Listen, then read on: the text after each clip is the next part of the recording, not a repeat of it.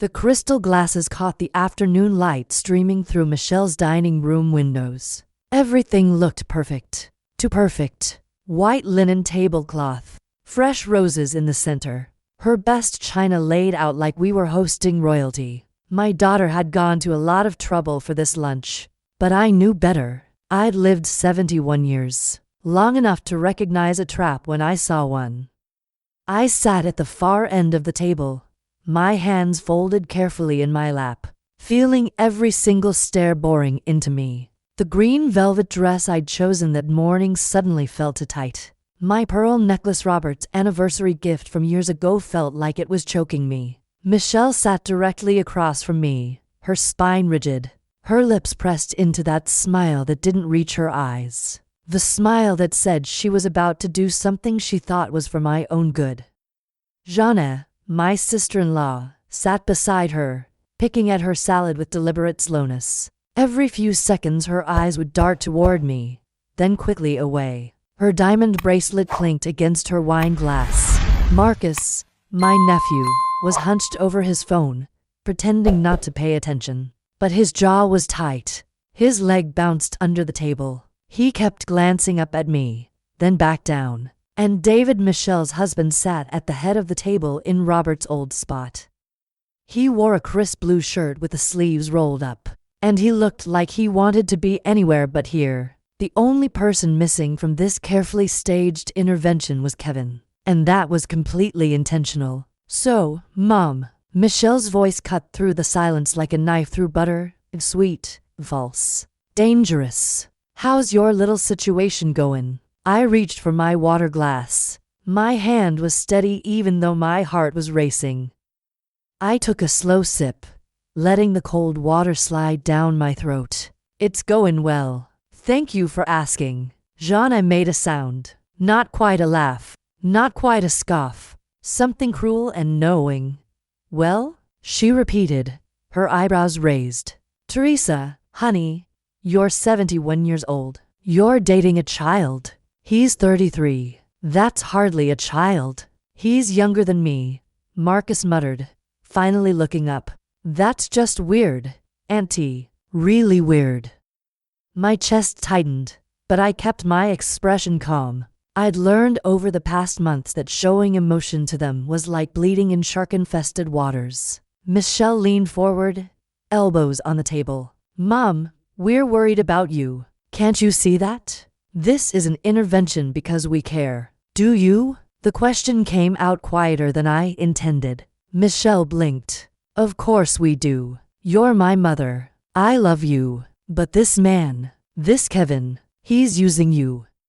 He's never asked me for anything. Yet, David muttered under his breath. The word hung in the air like smoke, yet, as if it was inevitable. As if Kevin's kindness was just a long game. As if the only reason a man would want me was for my money. I looked at my daughter. Really looked at her. The baby I'd carried. The little girl I'd rocked to sleep. The teenager who'd cried in my arms after her first heartbreak. When had she become this cold, calculating, ready to believe the worst about someone she'd never met? Why did you really invite me here today, Michelle? She straightened in her chair. Because you're my mother. Because I love you. And because someone needs to talk sense into you before you embarrass yourself any more than you already have. There it was. The truth beneath the performance. Embarrassment. Not love. Not genuine concern. Just fear of what the neighbors might think. Jana set down her fork with a deliberate clink. Teresa, honey, listen. She leaned forward. You have to understand how this looks. A man that young spending time with a woman your age. There's only one reason he's sticking around. And what reason is that? Your house. Your savings. Robert's pension. The life insurance money. All of it. She said it like it was obvious. Like I was too stupid to see it myself. He doesn't know anything about my finances. Yet, Marcus echoed. I felt my jaw tighten. You don't even know him. And neither do you. Michelle's voice rose. Mom, you've known this man for what? 6 months. And you're already letting him into your house? Into your life? Into your bed? The last word came out like an accusation. The table went silent. David shifted uncomfortably. Marcus stared at his plate. Jeanette's eyes gleamed with barely concealed excitement. I felt heat crawl up my neck, but I refused to look away. I'm 71 years old, Michelle. Not dead. No one's saying you're dead. She pressed her fingers to her temples. We're saying you're being reckless, foolish. You're acting like a teenager. Maybe because it's been 9 years since I've felt anything at all. The words came out raw, honest. More honest than I'd meant to be. Michelle's face softened for just a moment. Just one brief flicker of the daughter I used to know. But then it hardened again. Mom, we're trying to protect you. From what? From being happy? From being used. He's not using me. How do you know? She stood up abruptly, her chair scraping loudly. How do you really, truly know? Because he says nice things. Because he fixes your fence. Because he makes you feel young again? She paced behind her chair. Men like that are predators. They find lonely, vulnerable women and say all the right things until they get what they want. You don't know what kind of man he is. And neither do you. The shout echoed through the room. David stood up quickly. Michelle, maybe we should. No. She held up a hand. She needs to hear this. She turned back to me, her eyes blazing. You're 71 years old, Mom. You're a widow. You're a grandmother. And you're running around town with some guy young enough to be your grandson. She threw her hands up. It's pathetic. The word hit like a slap. I saw Jeanette's mouth fall open. Saw Marcus wince. Saw David close his eyes. But Michelle didn't take it back. She just stood there, breathing hard, waiting for me to crumble.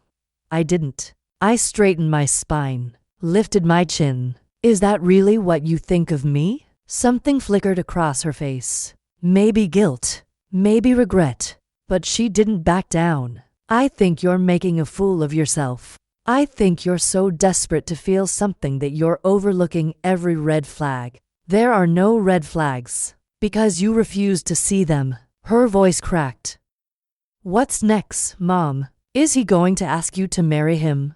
Move in? Start a family? She laughed. That bitter, cruel laugh I'd heard too many times. What? Does he want to get you pregnant now? The table went completely silent. Marcus looked like he wanted to disappear. David stared at the ceiling. Jana covered her mouth with her hand, and I felt my heart pounding so hard I thought it might burst. My hands were shaking, but I didn't cry. I didn't yell. Instead, I reached into my purse.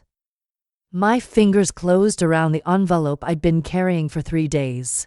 The one with the hospital letterhead. The one I'd opened alone in my kitchen at 2 in the morning, hands trembling, tears streaming down my face. I placed it on the table. Michelle's smirk faltered. What's that? I didn't answer. I just slid the envelope across the white linen toward her. She picked it up slowly. Her fingers worked the flap open. She pulled out the paper, and I watched her face change.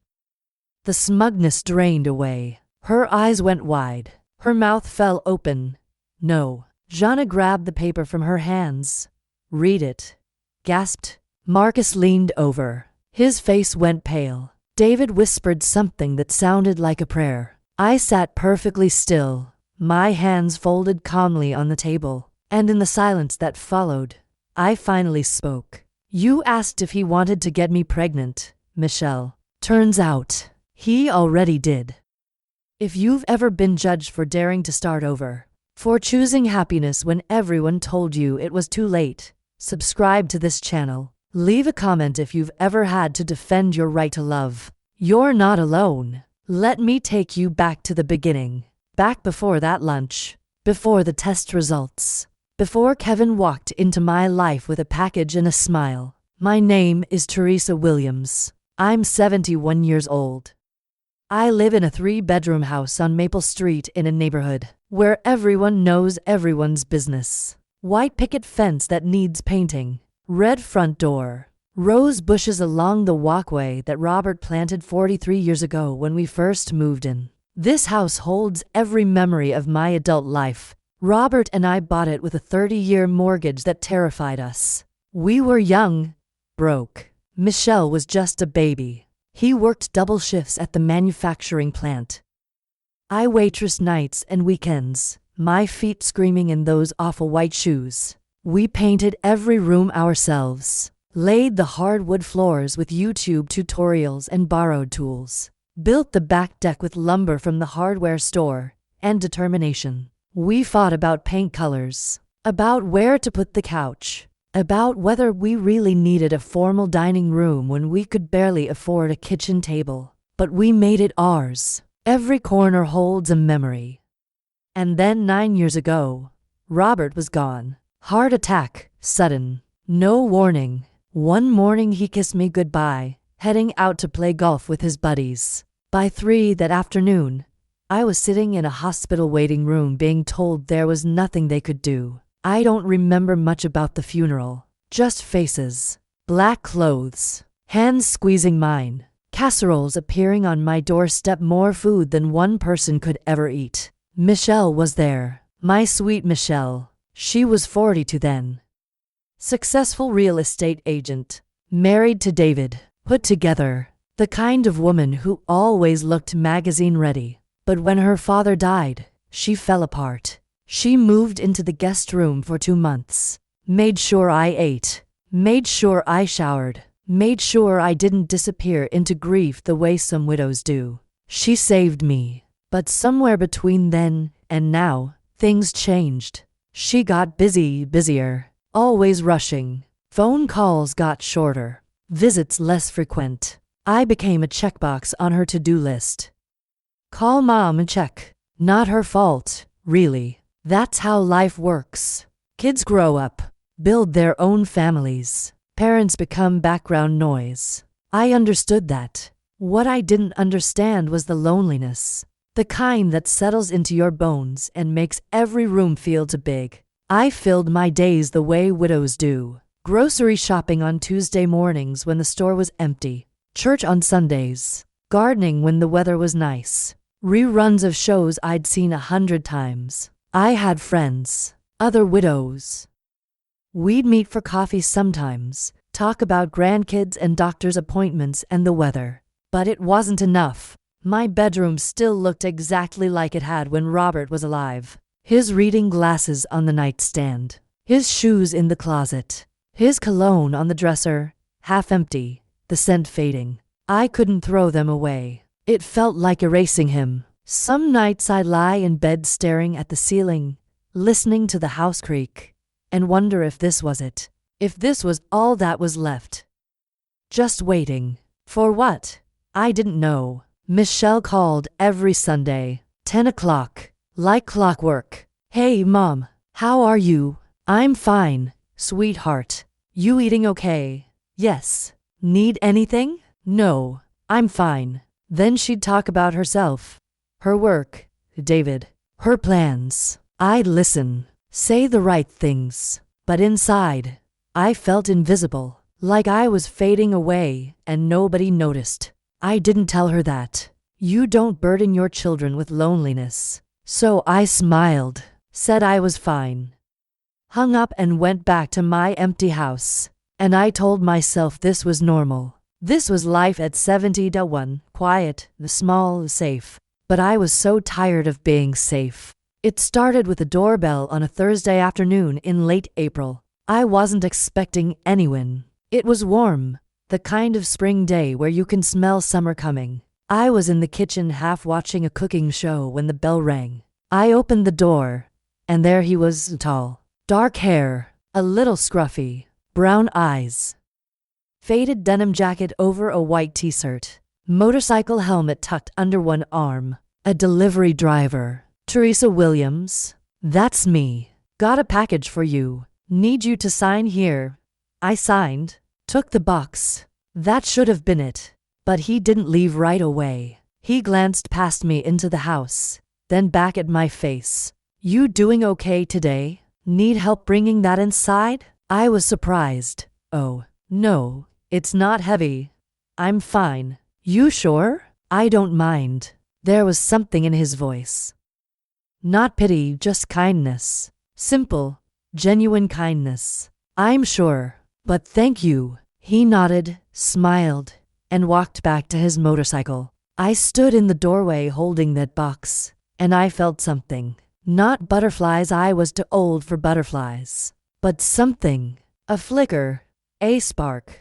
The faintest whisper of feeling after years of numbness. 2 weeks later, he was back. Another delivery. This time he noticed the garden. Those roses are beautiful. I looked where he pointed.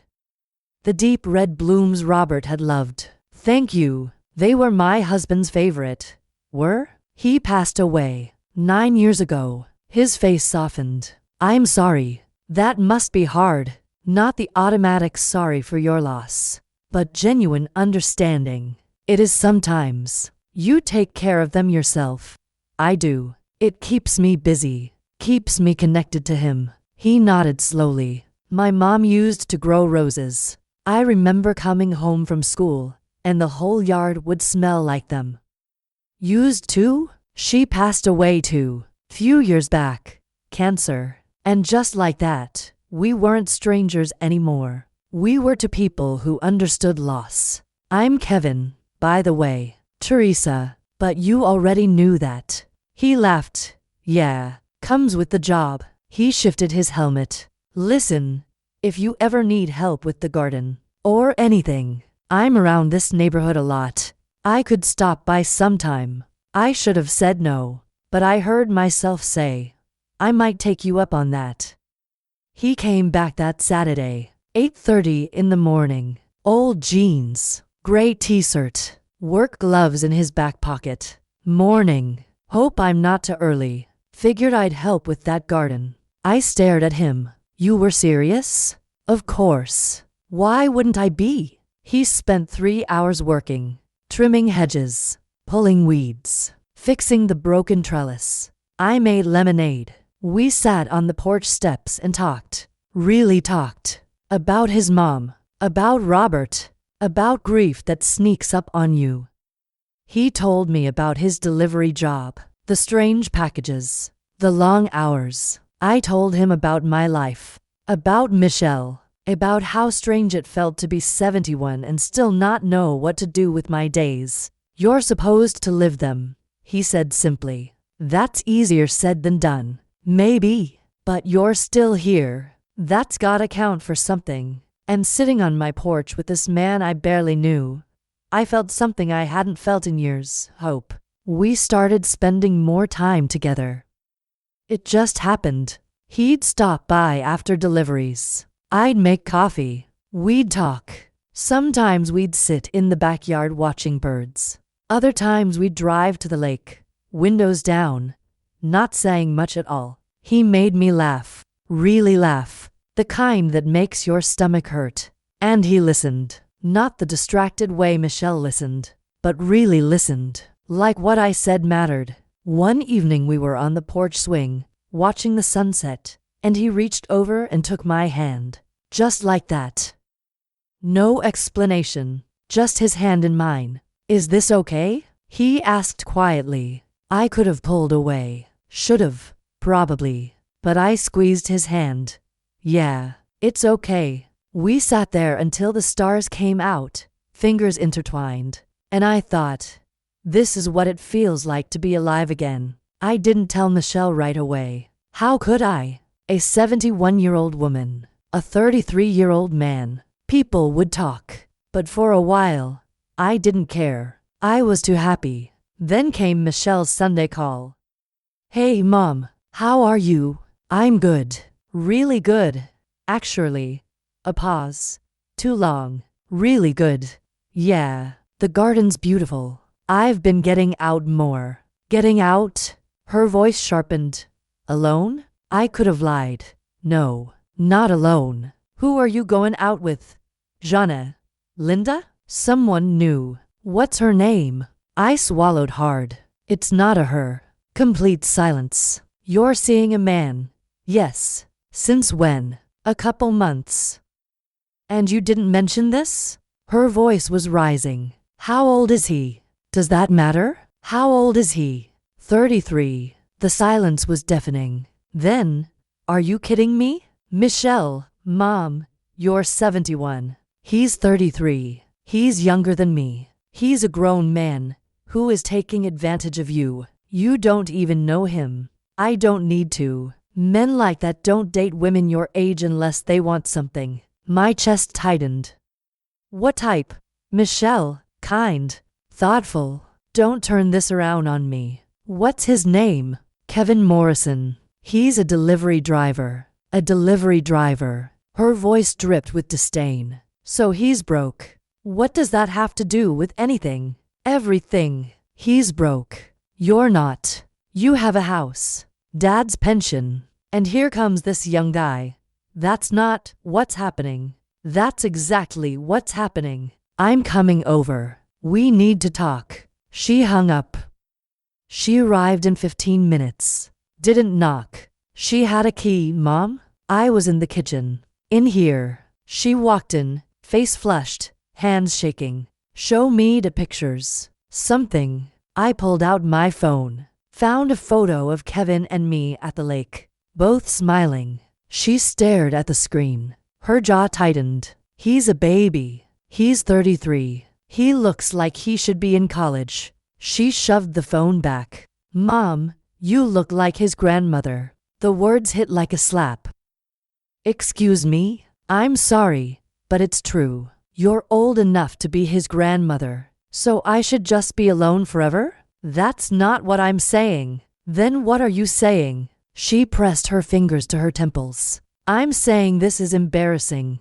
For you. For me. For our family. There it was. The real issue. Not my happiness. Embarrassment. I see. People are already talking. Jana heard about it. Someone saw you two at the farmer's market. Holding hands. We were holding hands. We are a couple. She flinched. Don't say that. Why not? It's true. Because it's not. She grabbed my shoulders. Mom, you're lonely. And this guy is nice to you. But it's not real. How do you know? Because men like him don't fall in love with women like you. The words hung in the air. Women like you, old, undesirable. I pulled away. I think you should leave. Mom, leave now. She grabbed her purse, stared at me for a long moment, then walked to the door. You're making a mistake. Maybe, but it's mine to make. She left. The calls started the next day. From everyone. Jana, Teresa, honey, Michelle told me about your situation. I hung up. Marcus texted. Is it true? About the delivery guy. I didn't respond. Linda from church left a voicemail about interesting news from Bible study. I deleted it. Even David called. Teresa, Michelle is really upset. Maybe you two should talk. I let it go to voicemail. The worst part wasn't the calls. It was knowing my life was being discussed all over town. Poor Teresa, lonely widow, making a fool of herself. And part of me wondered if they were right. Kevin came by that Friday. Found me in the garden, pulling weeds aggressively. Hey. I looked up. Michelle called me. My heart dropped. What? She found my number somehow. Told me to stay away from you. Said she'd call the police. I felt my face go hot with humiliation. Kevin, I'm so sorry. Don't apologize. He took my hand. This isn't your fault. Do you want to stop seeing me? He looked at me like I'd lost my mind. What? No. Teresa, no. But everyone's talking. I don't care what everyone thinks. He cupped my face. I care about you, about us. And if your daughter or the whole damn town has a problem with that, that's their problem. I cried then, all the fear and frustration pouring out. And he just held me. 3 weeks later, Michelle called again. Her voice was different, lighter. Hey, Mom, I was thinking. It's been too long since we had a family dinner. This Sunday, casual lunch. Everyone? You, me, David, Jana, Marcus. Just family. My stomach clenched. I don't know. Come on, Mom. I want to clear the air. Start fresh. She sounded sincere. Just us. Just us. Family only. The emphasis wasn't subtle. Kevin wasn't invited. Okay, I'll come.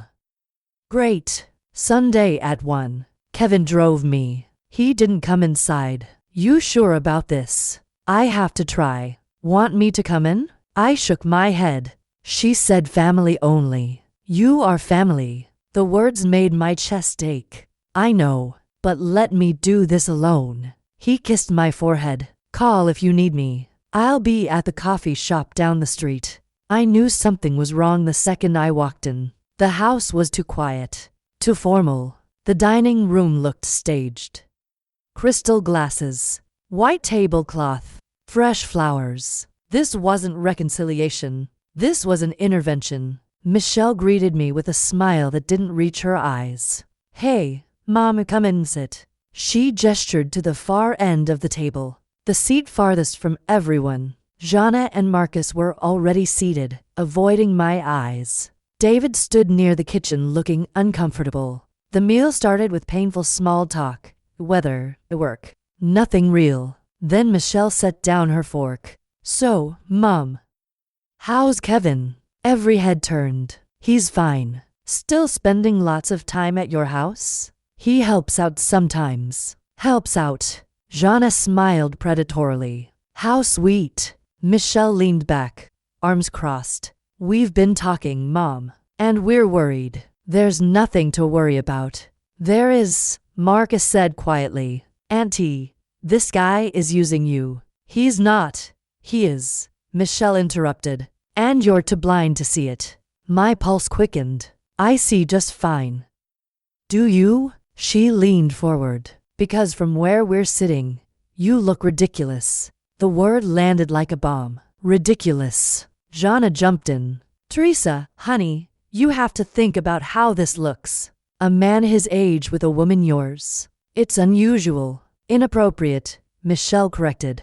David cleared his throat. Michelle, maybe. No. She cut him off. She needs to hear this. She turned back to me, eyes hard. You're 71 years old, Mom. You're a widow, a grandmother. And you're running around with some guy young enough to be your grandson like some kind of what? Say it. Like you're having a midlife crisis except you're way past midlife. Her voice was rising. It's pathetic. The word hung in the air, pathetic. I felt something inside me crack. Is that what you think of me? I think you're making a fool of yourself. Because I'm happy? Because you're delusional. She stood up, chair scraping. You think he loves you? What could he possibly see in you? You're old, Mom. Your best years are behind you. You're not attractive anymore. You're not interesting. You're just, that's enough. David stood up. Michelle, that's enough. But she wasn't done.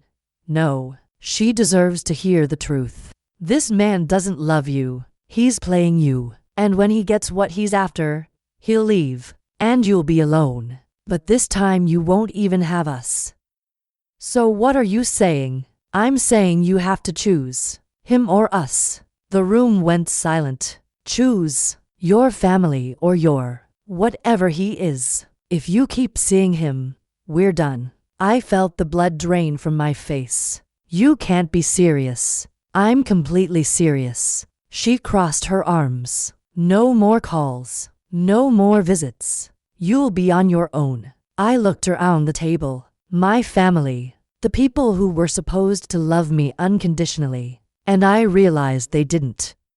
They loved the version of me that fit into their boxes. The quiet widow. The convenient grandmother. But not me. The real me. What if I choose him? Michelle's face went hard. Then you'll lose us. All of you? No one spoke. No one defended me. I stood up slowly, reached for my purse. Where are you going? Away from people who would rather see me alone and miserable than happy. I pulled out my phone, texted Kevin.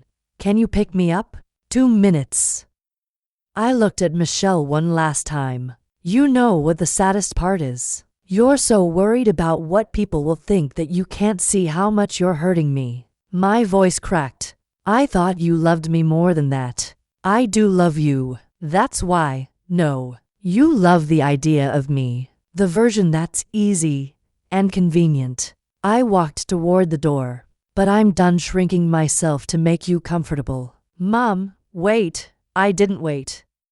I walked out, saw Kevin's motorcycle, climbed on behind him, wrapped my arms around his waist, and I didn't look back. That night I couldn't sleep. I lay in bed replaying the lunch, Michelle's words echoing. Ridiculous, pathetic, making a fool of yourself. And despite my anger, I found myself remembering. She was 3 years old, tiny, all wild curls and chubby cheeks. We were in the kitchen. I was making spaghetti. She was at the table with her coloring book. Mama, yes, baby, you're the best mama in the whole world. I turned around, wooden spoon in hand. What brought that on? She looked up with those big eyes and smiled. Because you are. You're the bestest. And she went back to coloring like she hadn't just made my entire day. She was 8. Skin knee from the playground. Blood running down her shin. Tears streaming. I cleaned the wound at the sink. Her body shaking with sobs. And kissed it. You're so brave, sweetheart. It hurts. I know. But brave people do things even when it hurts. Like you, like me. You're always brave, Mama. Even when you're scared. I pulled her into my lap. How did you get so smart? I learned from the best. She was 16. First heartbreak. Some boy named Tyler. She came home, slammed her door, didn't come out for hours. I made chocolate chip cookies and knocked softly. Go away. Not a chance, baby. I let myself in. She was face down on her bed, mascara streaking her pillowcase. I sat beside her, stroking her hair. I hate him. I know. Why doesn't anyone ever choose me? The question broke my heart. Oh, sweetheart, I chose you every single day since you were born. And I always will. She threw her arms around me. Promise. Promise. She was 35. Her wedding day. She stood in the bridal suite looking radiant.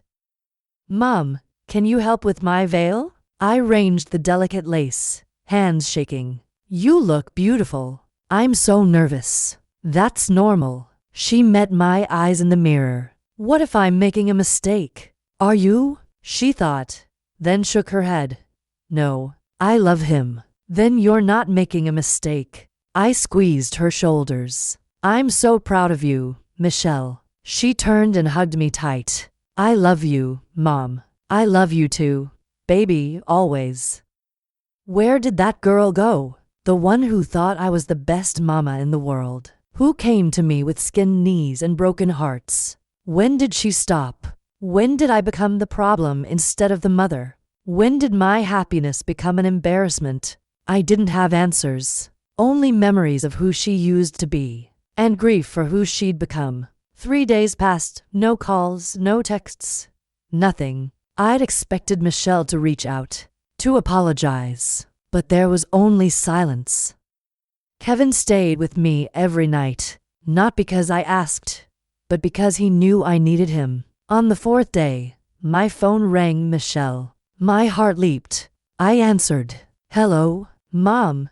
It's me. Her voice was cold, clinical. I've been thinking about our conversation. Not I'm sorry. Just I've been thinking.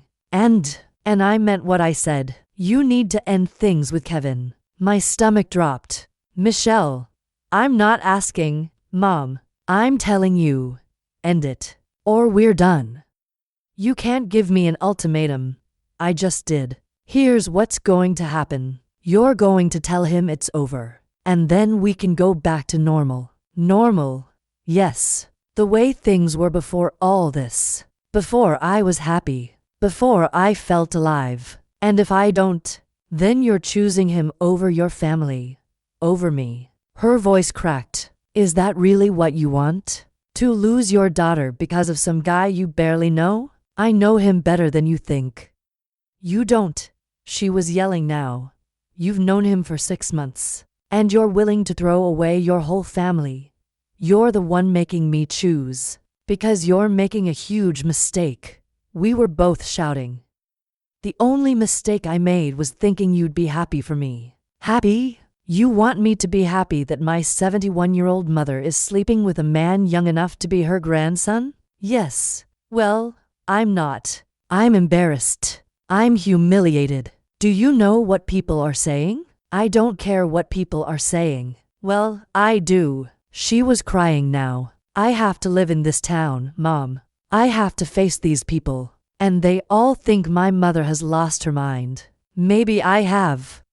Maybe going crazy is the only way to stay sane in a world where wanting to be happy at 71 makes me ridiculous. Silence. Long, painful silence. Then, quietly, choose, Mom. Him or me. My hand was shaking. Don't make me do this. I'm not making you do anything. I'm giving you a choice. Either you love me enough to give up this fantasy, or you don't. And I realized something. She didn't just want me to give up Kevin. She wanted me to give up myself. To go back to being the quiet widow who didn't cause problems.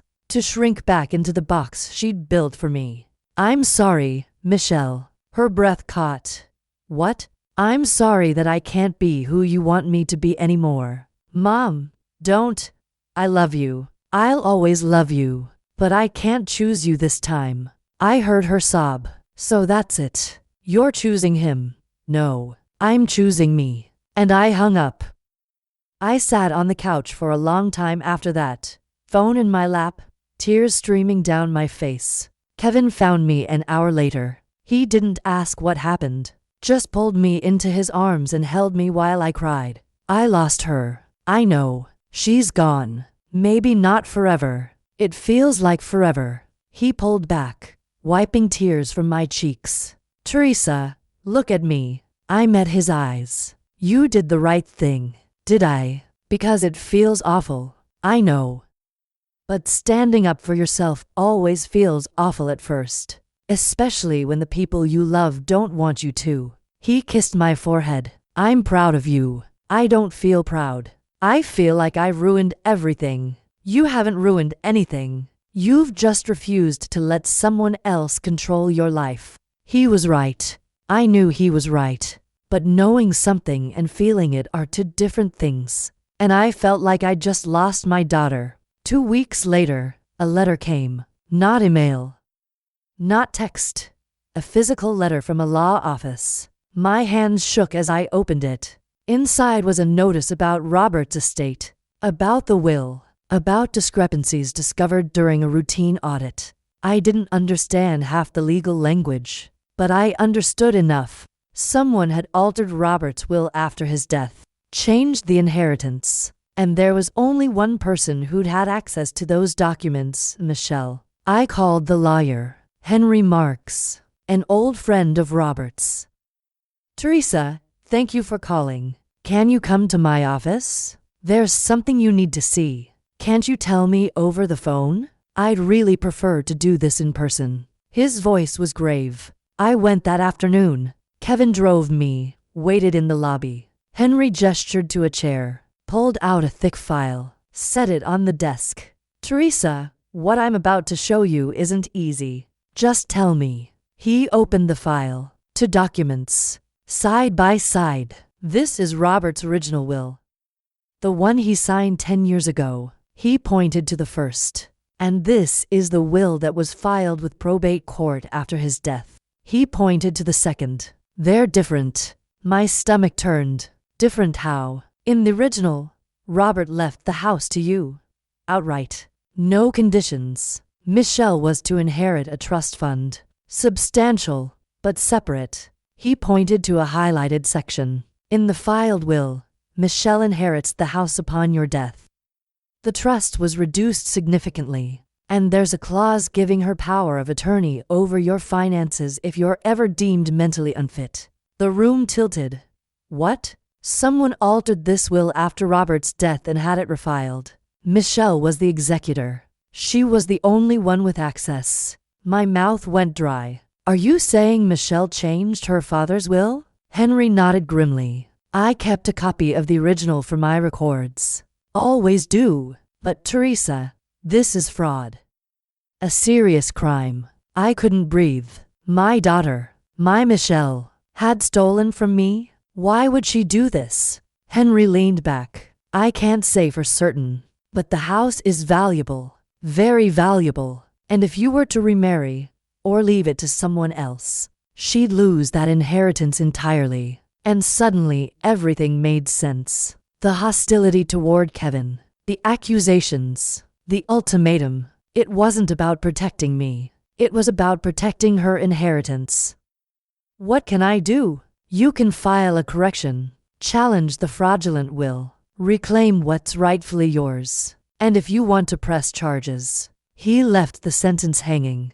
I shook my head. No charges. She's still my daughter. I understand. But Teresa, you need to protect yourself. What if she tries to have you declared incompetent? The thought made me sick. File the correction. I want the house back in my name. Legally. Officially. I can do that.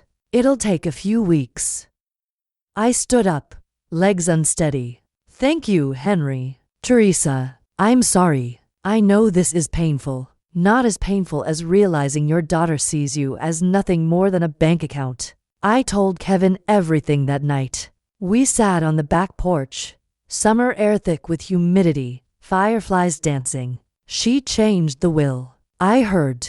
She's been planning this, waiting for me to die so she can have the house. My voice was hollow. And Kevin, that's why she hated you from the start.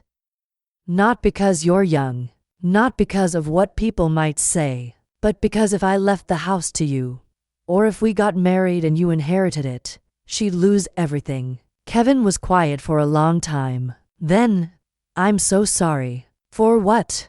You didn't do anything. For being the reason she showed her true colors. If I hadn't come into your life, you might never have known. I looked at him. If you hadn't come into my life, I'd still be invisible. Still be waiting to die.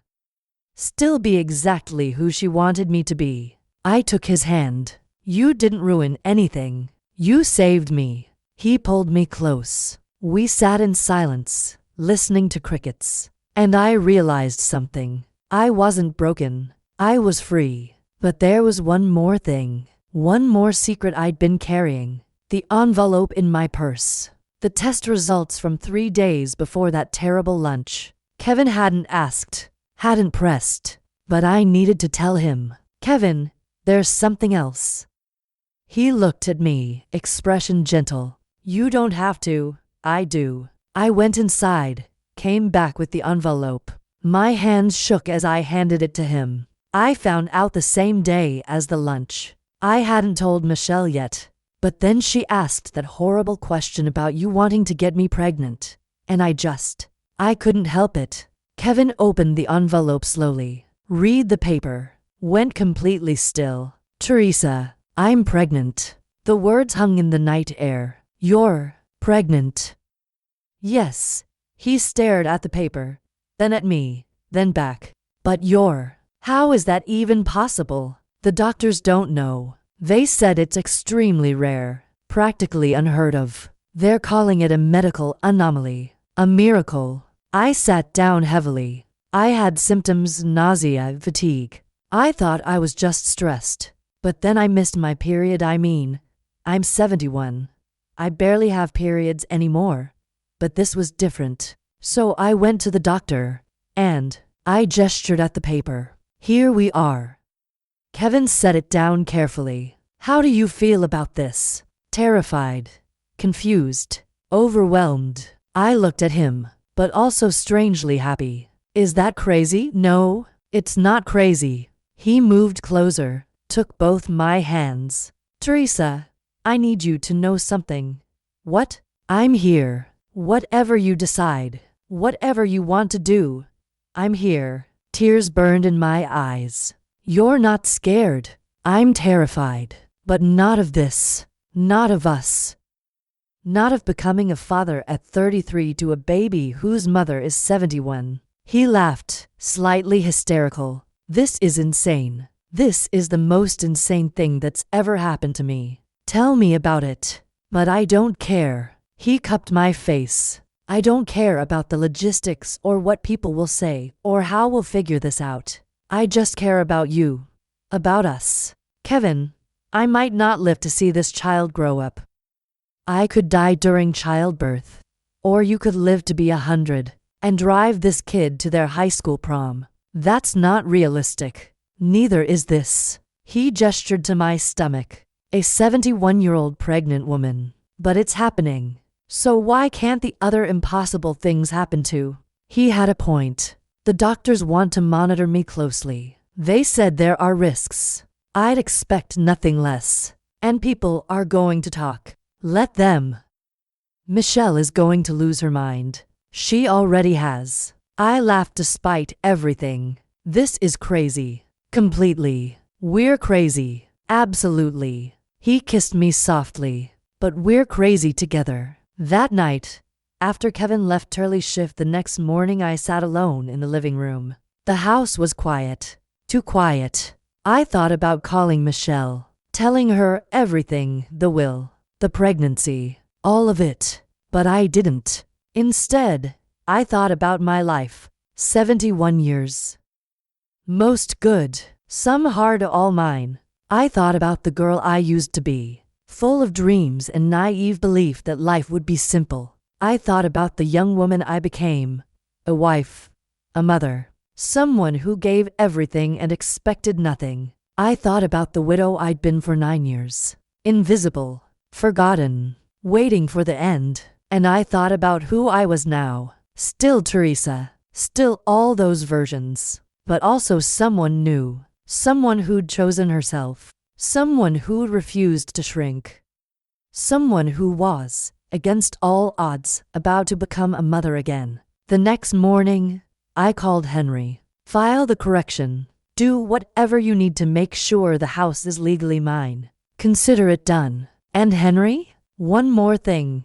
Yes, I want to make a new will. A real one. One Michelle can't touch. I can draft that. What are you thinking?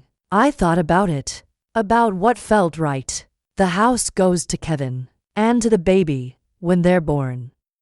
Michelle gets the trust fund, the original trust fund Dad set up. That's more than generous. Are you sure? I'm sure. This is going to devastate her. She devastated me first. My voice was calm and clear. She made her choice. Now I'm making mine. 3 months have passed since that terrible lunch. 3 months since I showed Michelle that test result. 3 months since everything changed. Michelle and I haven't spoken. Not really. She sends occasional texts. Short, polite. Distant. Hope you're doing okay. Thinking of you. But never an apology. Never acknowledgement of what she did. Never a congratulations. Jana called once, voice tight with disapproval. Teresa, are you really going through with this? Going through with what? The pregnancy. At your age. It's dangerous. Irresponsible. It's my body. But what about the child? What kind of life can you give it? A life filled with love, which is more than some children get from young parents. She huffed. Well, I hope you know what you're doing. And hung up. I haven't heard from her since. Marcus sent flowers 2 weeks after the lunch. Yellow roses. My favorite, no card. Just flowers. It was something. A small gesture. A kindness in a sea of judgment. David called once, late at night, voice hushed. Teresa, I just want you to know I'm sorry for how all this went down. Michelle is having a hard time. We're all having a hard time. David, I know. I just wish things were different. Me too. And that was that. Kevin moved into months ago, not because he had to, but because we wanted to build this life together. He painted the nursery. Soft yellow walls. White trim. A rocking chair in the corner that creaks. The same one I used with Michelle. Sometimes I stand in the doorway and can't quite believe it's real. That at 71, I'm preparing for a baby. That at 71, I'm in love. That at 71, My life is just beginning. The doctors call it a medical miracle. They've run every test imaginable. Ultrasounds, blood work, genetic screening. I'm healthy. The baby's healthy. My body, somehow, is supporting this new life. They can't explain it. Neither can I. But I've stopped trying. Some things don't need explanations. Some things just are. People stare when Kevin and I go out together, especially now that I'm showing. A 71-year-old pregnant woman with a man who looks like her grandson. We are a spectacle. I see the looks, the whispers, the judgment, but I don't care anymore. I wasted too many years caring what other people thought. Too many years making myself small and quiet and convenient. Not anymore. Last week, something happened that I keep thinking about. I was at the grocery store, picking up milk and prenatal vitamins that made the pharmacist do a visible double-take. An older woman approached me in the produce section, round my age, kind eyes, soft smile. "Excuse me, I don't mean to intrude, but are you expecting?" I hesitated. This was usually when the judgment came. "I am." Her smile widened. "How wonderful. Congratulations." "Thank you." She leaned in, voice dropping to a whisper. "Can I tell you something?" "Of course. I lost my husband 6 years ago. Thought my life was over. Everyone told me I was too old to start over. Too old to find love. Too old to want anything more than grandchildren and afternoon naps." She paused, eyes twinkling. "And then I met someone. Someone younger. Someone unexpected. Someone my kids absolutely hated." My breath caught. "What did you do?" "I married him anyway." She held up her left hand, showing a simple gold band. "My children didn't speak to me for a year. They said I was embarrassing them, making a fool of myself, betraying their father's memory. I'm sorry." "Don't be." She squeezed my hand. "Because here's what I learned. You can spend your whole life living for other people, being what they want, and at the end, they still won't be satisfied. Their disappointment isn't about you. It's about them." She smiled. "So you might as well do what makes you happy." Tears burned behind my eyes. My daughter hasn't spoken to me in 3 months. Mine came around eventually. Some do, some don't. But either way, you can't live waiting for their approval. She patted my arm. "Don't let anyone make you feel small for choosing joy. Life's too short and too precious." And she walked away, leaving me with tears streaming and hope blooming in my chest. I don't know what the future holds. I don't know if Michelle will ever forgive me, or if I'll even need her to. I don't know if I'll be a good mother at 71. If I'll have the energy, the patience, the strength. I don't know how long I have left. 10 years? 20? Maybe more. But I know this.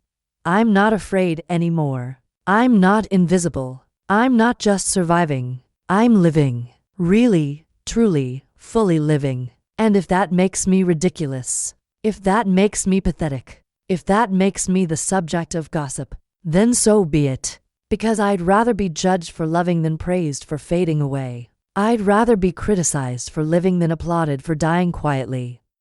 I'd rather be exactly who I am, messy and complicated and impossibly pregnant at 71, than spend one more day pretending to be the woman everyone else wants me to be. Kevin calls from the nursery. "Teresa, can you come look at this?" I think I hung the mobile wrong.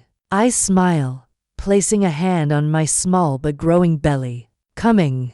I walk down the hallway past photos on the wall. Pictures of Michelle as a baby, as a little girl, on her wedding day. I don't take them down. They're part of my story, part of who I am, but they're not the whole story. Not anymore. I reach the nursery. Kevin is on a stepladder, frowning at a mobile of stars and moons hanging slightly crooked. "What do you think?" "I think it's perfect. Really, because it looks kind of." I pull him down and kiss him. "It's perfect. You're perfect. This is perfect." He smiles, wrapping his arms around me carefully. You're sure about this? All of it.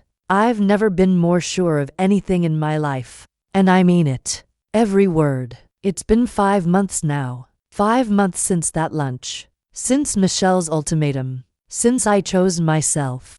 The baby is due in for months. A girl, we found out last week. Kevin cried when the ultrasound technician told us. Actually cried, tears streaming, hand gripping mine. We haven't chosen a name yet. We're taking our time. Michelle sent a card last week. No return address. Just a simple white card with a short message. I heard it's a girl. Congratulations. Not I'm sorry. Not I was wrong. Not can we talk. Just congratulations. It's not much, but it's something. Maybe one day she'll come around completely. Maybe she'll want to meet her sister because that's what this baby will be. Michelle's sister. The thought makes me laugh. Maybe Michelle will show up at the hospital. Maybe she'll apologize. Maybe she'll realize my happiness doesn't diminish hers. Or maybe she won't. Maybe this is as close to reconciliation as we'll ever get. And I've made my peace with that. Because I can't control her choices. I can only control mine. And I choose love. I choose joy. I choose life. Every single day. Kevin and I are getting married next month. Nothing fancy. Just us and a justice of the peace and maybe a few friends. He proposed 2 weeks ago on the back porch during sunset with a simple silver band that must have cost him a month's salary. I know this is crazy, he said, down on one knee, hands shaking. I know the timing is weird and we're about to have a baby and your family hates me and probably mine will too and, yes. What? Yes. I'll marry you. I didn't even finish asking. I don't need you to. The answer is yes. He slipped the ring on my finger. It fit perfectly, like it was meant to be there all along. Yesterday I was folding baby clothes, tiny onesies and soft blankets that Kevin's aunt sent us. Bless her heart when my phone rang. Unknown number. I almost didn't answer, but something made me pick up. Hello, Mom? My heart stopped. Michelle. Silence. Long and heavy. Then, I'm sorry. 2 words. But they were enough to make me sit down hard. What? I'm sorry. For everything. For the ultimatum. For the things I said. For the will. Her voice broke. I was scared. So scared of losing you. And instead of dealing with that like an adult, I tried to control you. Tried to make you fit into a box where I felt safe. She was crying now. But you were never supposed to fit in a box. You were never supposed to be small and quiet. And I'm sorry I tried to make you that. I couldn't speak. I don't expect you to forgive me. I don't deserve it. But I needed you to know I'm sorry. And that I want to meet her, the baby. If you'll let me. Tears streamed down my face. Michelle. And Kevin. I want to meet Kevin. Really meet him. Not as the enemy, but as the man who makes my mother happy. Are you sure? No? She laughed through tears. I'm terrified, but I'm tired of being angry. I'm tired of losing you. You never lost me. I was always here. I know that now. Silence. So can I come over? Maybe this weekend? We could have coffee or tea. Or whatever you can drink while pregnant. I laughed, somewhere between a sob and a giggle. Yes. Come over, please. Yeah. Okay. I'll see you this weekend then. Michelle. Yeah. I love you. I never stopped loving you. I love you too, Mom, so much. She hung up. I sat there holding the phone, tears streaming, Kevin appearing in the doorway. You okay? Yeah. I'm okay. Better than okay. I'm healing. We're healing. If this story touched something in you, if you've ever had to choose between love and approval, between living your truth and keeping the peace, I want to hear from you. Leave a comment below and tell me your story. Have you ever had to stand up for your own happiness? Have you ever had to choose yourself? Subscribe to this channel if you believe it's never too late to start over. Hit that like button if Teresa's journey resonated with you. Share this with someone who needs to hear that they're allowed to live their life on their own terms, no matter what age. Because here's the truth. Life doesn't end at 50 or 60 or 70. It doesn't end when you become a widow or when your kids grow up or when society tells you you're past your prime. Life continues as long as you have breath in your lungs and the courage to keep choosing yourself. It's never too late to fall in love. Never too late to start fresh. Never too late to surprise yourself and everyone around you. Never too late to live. Thank you for listening to my story. I'll see you in the next one.